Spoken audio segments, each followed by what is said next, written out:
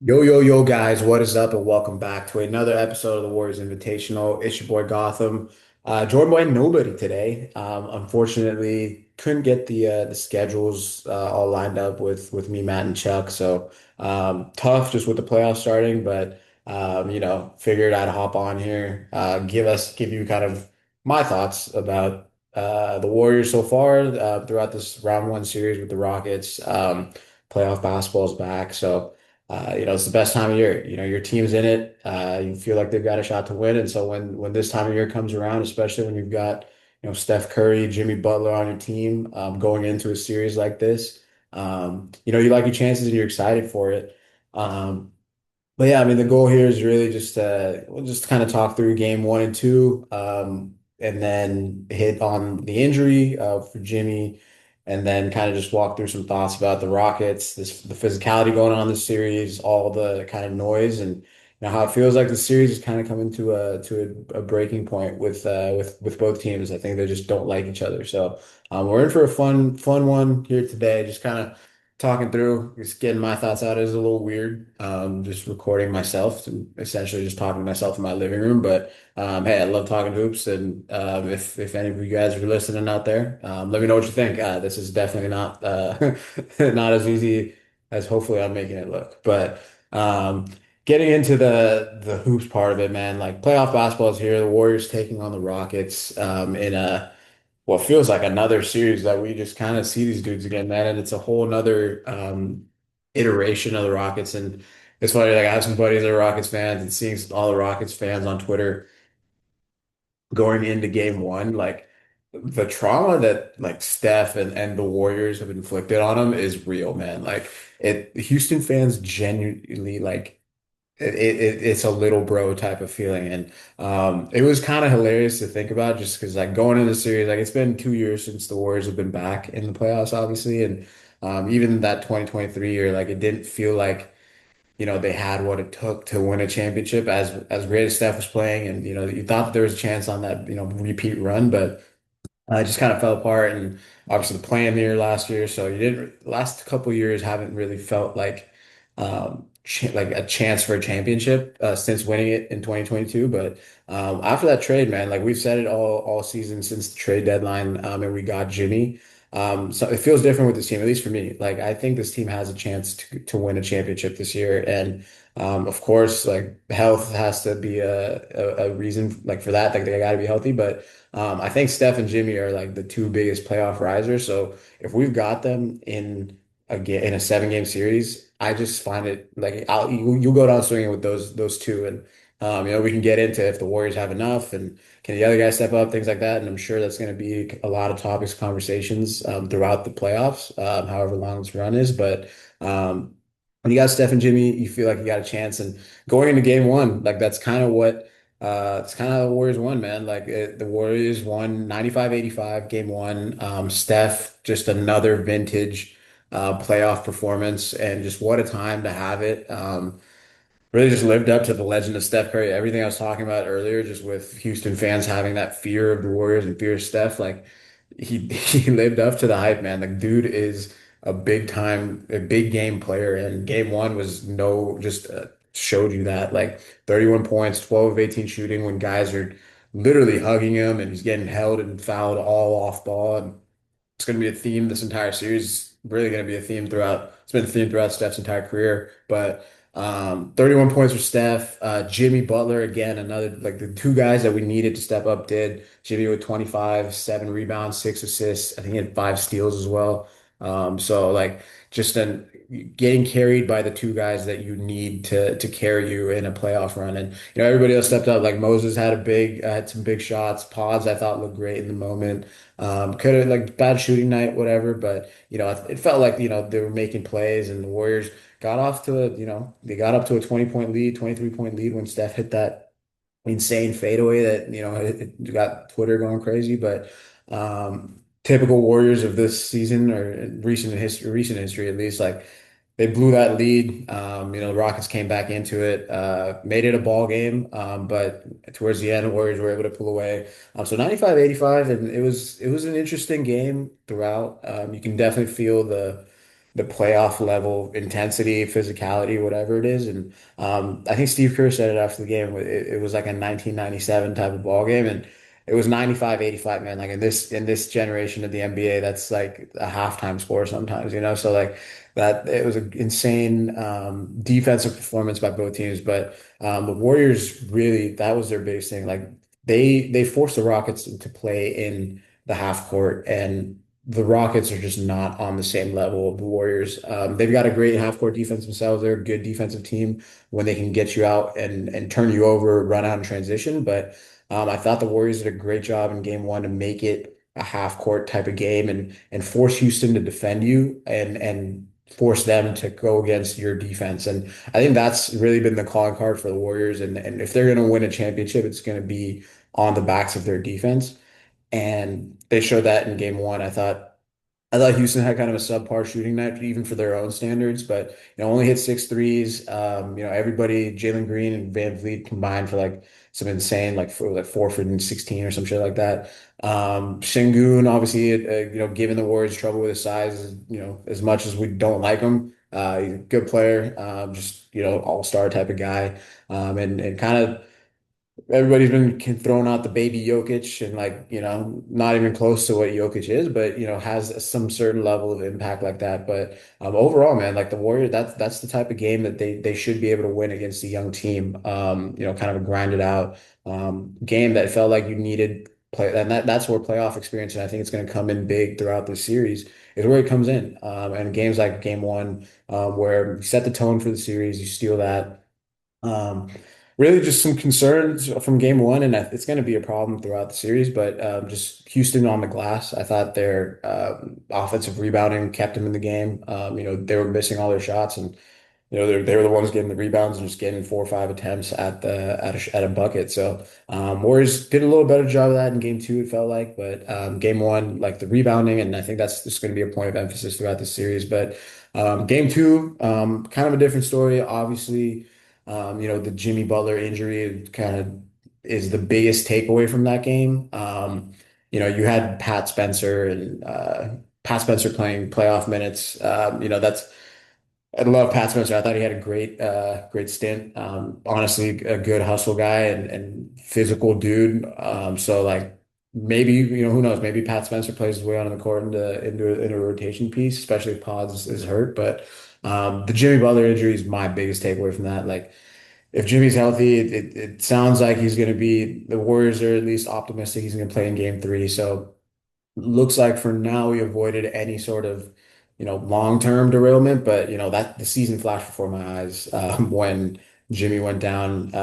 He wasn't getting up, and when he did, it was just kind of walking super gingerly. So, um, we can talk about the physicality of this game and this series so far, but on that play specifically, I don't think it was dirty by Amen Thompson.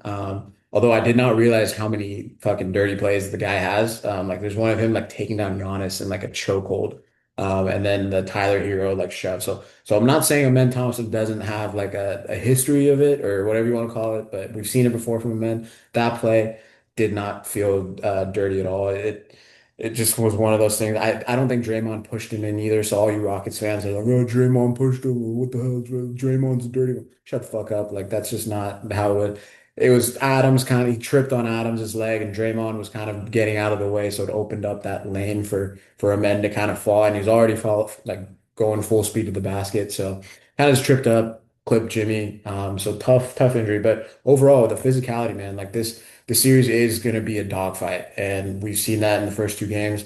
The refs are letting them play, and by letting them play, it's letting Steph Curry and whoever it is get absolutely mauled on the Warrior side, and you're not able to do kind of the same against Şengün. Like they're getting, I feel like the physicality differential. Like you heard Ime say it, man, in one of the timeouts. Like they're gonna force the refs to make calls, and so far the refs have held their whistle for a lot of it. So honestly, kudos to the Rockets, man. Like they're taking it, they're bringing the physicality. I thought game two, Jalen Green, insane bounce back. Like he was the best player on the court. 38 points. Kind of got the two sides of Jalen Green's in games one and two. Like game one, couldn't buy a basket. He was like 2 for 9 or whatever it was, like 4 points. Game two, bounce back, as you would expect, a young kind of rising star to do, and what you'd hope to see from, as a Rockets fan, as a basketball fan, you want to see these young guys kind of step up into the moment. So it was, nice to see, not nice to see, but it was cool to see Jalen Green kind of take that next step during his kind of first playoff run as a young kind of number one scorer on our team. So. Kudos to Jalen, but overall, like the Warriors offense, once Jimmy was out, like it was pretty much non-existent. Like Steph had 20 points, 9 assists, turnovers. I think Steph had six. The team just kept turning the ball over. Left a lot at the free throw line, left a lot that were not in any rhythm shooting threes. Um, but on the flip side, my entire takeaway from that game, the Warriors were never out of that one. They couldn't really make the push like they couldn't make the Rockets fully feel them, but they kind of just as soon as it got to like they could never get to that single digits deficit. And I think if they would have, they had a few opportunities to do so, especially in that second half. But it just felt like once the Rockets got up, like they cut it to 10, like the Rockets would push it back up to 18, and you kind of have to do it all over again. And with a shorthanded team, no Jimmy out there, like that's just kind of a tough ask. But overall, like, I thought the Warriors, like, I think they're still in a really good spot. Like, um, they looked, the fact that they had a chance to win that game too, like, assuming they're healthy, the Warriors should be able to win the next three games in the series. Like, I don't know if it's going to stay at five. That was my prediction going into this series, but I expected it to be 1-1, and then at the very least, and then the Warriors going home. So. We got a chance to go up 3-1 here. And next two games at Chase Center.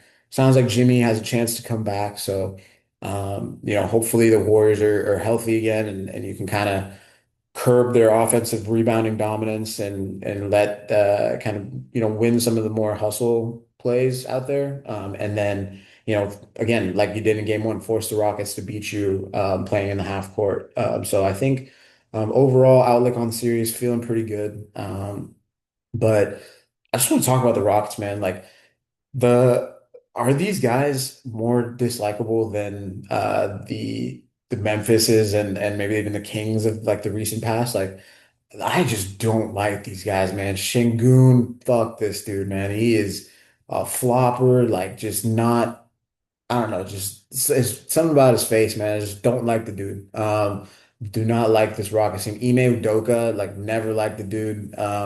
He cheated on Nia Long, so he's already a dumbass for that. But just never liked Ime. Obviously, Dylan Brooks, like again, this Rockets team, like at least those other two teams, like you had Ja, you had De'Aaron Fox, and the Kings one was more so just like the fans, and that's what kind of riled it up. The players obviously love, like there's some chippiness in that series, but for the most part, like you respected the Kings that were out there. Even with the Grizzlies, like again, the fans and the players were also talking a lot. You didn't like Ja and all those guys, but you respected Ja's talent and the talent at least those Memphis teams had. But this Rockets team, man, they're not that good. Like they don't have a guy like Jalen Green. Is again, respect. Like I think he's a solid scorer, but he's not a fucking superstar level guy that, is one of those, playoff scare you guys. Like the Rockets just don't scare you, especially when you have Steph and Jimmy Butler. So like, I don't know, this their fan base, they're talking a lot.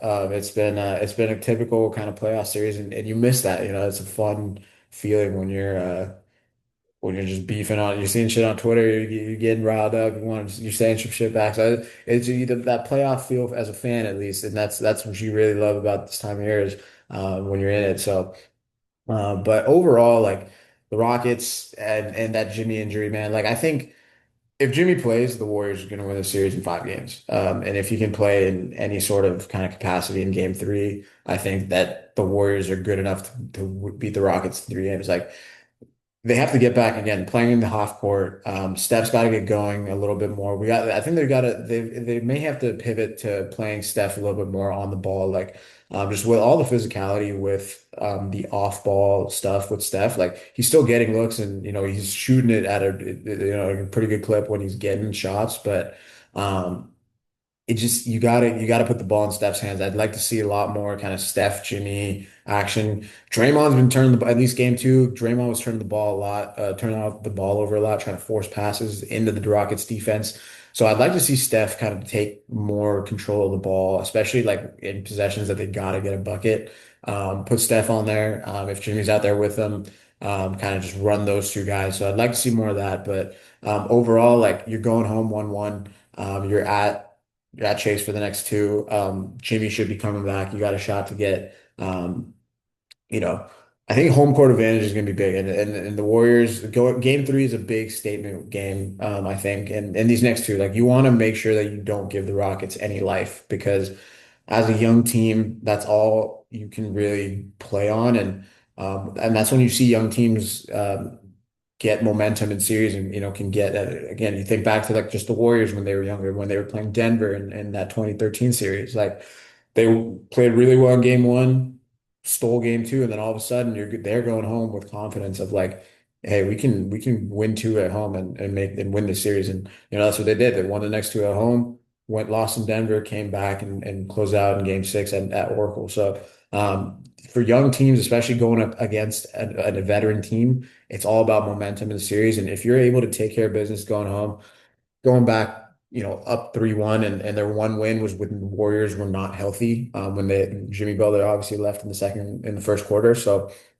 I think that's got to be the focus. Like you gotta win these next two, and keep that home court advantage. And in terms of like adjustments, I think really just focusing on rebounding. I think this could be a TJD series. Like I love Looney, but when you're playing that two big lineup when they play Şengün and Adams, I think it won't hurt to get a little bit more athletic out there. Like Loon, I love you, man. Like, thank you for the memories, but it's just this team's young, they're fast, they're athletic. Just does not feel like a Looney series. It also doesn't really feel like a Buddy Hield series. I think you need Buddy's shooting, but it's just it hasn't felt like Buddy's had it in the first two games. Just not hitting the shots he needs to. Hopefully, a home court, maybe that changes and Buddy gets hot one game. But again, this Warriors run and this Warriors chances in these series comes down to the other guys. Like they need Pods, Moody, Buddy, GP, Gee, Kuminga if he's playing minutes. Like they need all the rest of these guys that are on the roster to step up scoring wise. One game, like that's all you really need from each player. You need one like Pods game. You need a Moody game. You need a Buddy game. If you can get a GP kind of 14 to 16 points game, you just need guys to especially a series like this, which is the Warriors haven't scored above 100 points yet in the series. And I think with the numbers for the Rockets series, I don't know if they have scored over 100 points anytime they've played the Rockets this season. So they're going to need offense. They're going to need another guy every night, especially if Jimmy's out. Now you're talking about like kind of the Warriors of old. And so I think, I trust Steve Kerr to be able to game plan an opportunity for one game. And it sounds like if Jimmy is to miss time, it's probably just going to be game three. So I don't mind, you want to obviously have Jimmy out there, but if he needs the extra kind of day of rest and once this game is over, the games are every other night now. So you only have one day in between. We'll see. I trust Steve Kerr and the staff to kind of scheme the Warriors able to win one game without Jimmy. So if Jimmy's not out there again, just the onus comes on the other guys. But overall, like going into game three, I think the Warriors get a win. I think Jimmy plays. I think the Warriors are able to kind of take advantage of that. You're at home, so hopefully the role players. I'm expecting, hopefully Buddy can get going. I think Pause, hopefully a day after or get a couple days off after the sickness. If Moody can find the stroke, we'll see. But and then yeah, before we get out of here, man, the JK stuff. I thought Kuminga overall, like, man, and especially after today, he had a quote that came out that was like, I hate when guys are trying to tell me to stay ready, stay ready. I'm already ready, blah blah. I'm like, dude, like you didn't look ready when you were out there. Like you were 4 for 12 in a game, and you hit, of that were a couple of those were threes, which we've seen Kuminga shoot this season. He has not been his best year shooting the ball. And he's just not able to get to it just looked like he gave up, man. And then gave up in the sense of like, I think his time with the team is done. I think both sides are kind of at a point. Like JK just doesn't look engaged out there. He had flashes, where you kind of go to the basket, but just indecisive with the ball. Like kind of the same problems that we've been seeing. Like it didn't feel like he was ready. And same with Gee. And I'll give I'm not saying JK was the only player that didn't play well. Like I thought Gee had a really bad night. I thought the entire team really just did not have a great night.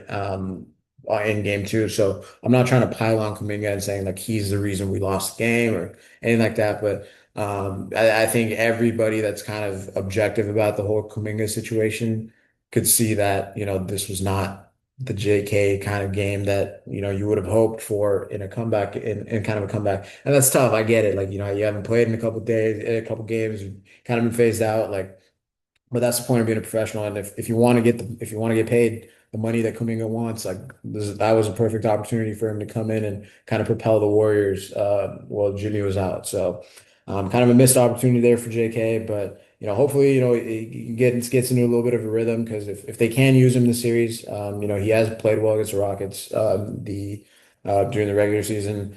Just having another guy that can kind of be an option for an adjustment too is kind of a good card to hold. So I'm still not giving up on Kuminga in terms of like his ability to hopefully come in and make some impact. But again, this is more so preying on the potential than what you've seen because what you've seen so far from the guy is just not like there's no faith. Nobody has faith in him to get to that point anymore. Like that's kind of a hope, but that is the point of the playoffs, man. People can change their narratives about themselves with a good playoff run. Hopefully, JK has that opportunity. Would love to see the guy still get paid. Obviously, like fan of the kid, wherever it is. If it's not with the Warriors, and wherever that is. So, but overall, man, game three, get a dub. I think you see the good Steph bounce back game at home. Chase Center guys wear the shirts like. If they're doing the shirts again, and I hope they do, just having that sea yellow, you're just seeing it, man. Like all you tech bros and whatever the hell, all you rich ass like Bay Area fuckers, wear the shirts, man. Like it's more aesthetic to watch. It adds to the aura of like a playoff series, and you're in a fun physical series, and having a sea of yellow with all of the Rockets in there, and getting in the heads of these young guys, man. Like this is still a very young team. Like they had a good game in game two. That's typical. Now it's about putting your kind of foot on their necks and amping up the pressure in this series because the Warriors have home court. They took care of business going into Houston and getting one. And hopefully they should be healthy. So like you got the opportunity here to really take control of this series. If they can finish this in five, which I still think is they can. You get a solid chunk of time off before round two. And hopefully this Timberwolves Lakers series is going to go. Hopefully, is going to go long.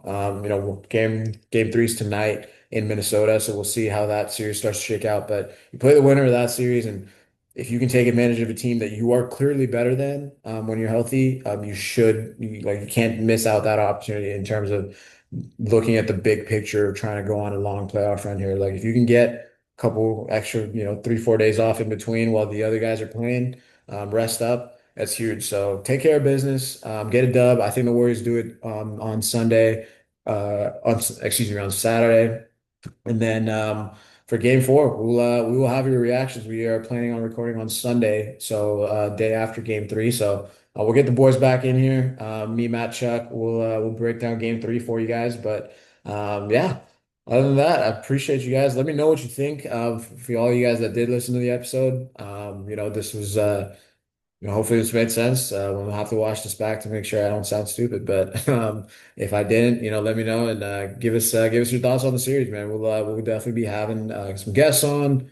We've got a lot of fun content. Hopefully, keeping up for you guys throughout this playoff run. Good stuff to talk about. But go Warriors, man! It's game three. Playoff time is here. It's been fun to watch these games, and let's go get number five, man. Game three on Saturday. Let's do it. Till the next episode, guys. Peace.